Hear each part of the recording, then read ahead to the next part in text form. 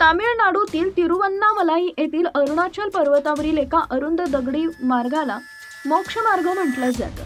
या अरुंद जागेत घुसून जर तुम्ही इथून बाहेर पडला तर तुम्हाला मोक्ष मिळेल असा काहींचा समज आहे.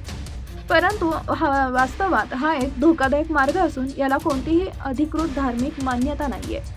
मागेच या अरुंद खडकाळ मार्गात अडकल्यामुळं आणि श्वास घेण्यात त्रास झाल्यामुळं राजमहेंद्रवरम येथील 36 वर्षीय मणिकुमार यांचा मृत्यू झाला. या घटनेला काही दिवस उलटले असून पुन्हा आणखी एक महिला या धोकादायक मार्गेत वाईटरित्या अडकल्याचं दिसते. अनेक भाविकांचा आणि स्थानिकांचा असा विश्वास आहे की त्या अरुंद खडकाळ फटीतून जर आपण सरपटत बाहेर निघालो तर आपल्याला मोक्ष प्राप्त होईल.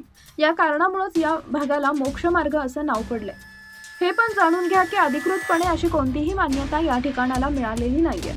श्रद्धा किती आंधळी असते याचं उत्तम उदाहरण तुम्हाला आजच्या व्हायरल व्हिडिओतून पाहायला मिळेल. काही दिवसांपूर्वीच मोक्ष मार्गात अडकल्यानं मणिकुमार यांचा मृत्यू झाला, पण तरीही लोकांमधील अंधश्रद्धा काही कमी झाली नाही. व्हायरल व्हिडिओमध्ये आपल्याला पाहायला मिळते यात एक महिला खडकाच्या लहान फटीतून बाहेर येण्याचा प्रयत्न करत असते. ही फट फार लहान असल्या कारणानं तिचं शरीर यात अडकते. शिवाय तिन्ही बाजूंनी खडकांनी बंदिस्त असलेल्या या भागात श्वास घेण्याचाही त्रास होत असतो. महिला मोक्ष मार्गात अडकल्यानंतर काही भाविक आणि बचावकर्ते तिला खेचत बाहेर काढताना दिसतात.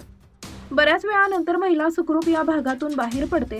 महिलेला कोणतीही गंभीर दुखापत झाली नाही, परंतु श्रद्धेपायी अशा घटनांमध्ये आणखी किती लोकांचा बळी जाईल यावर प्रश्न उपस्थित होत आहे.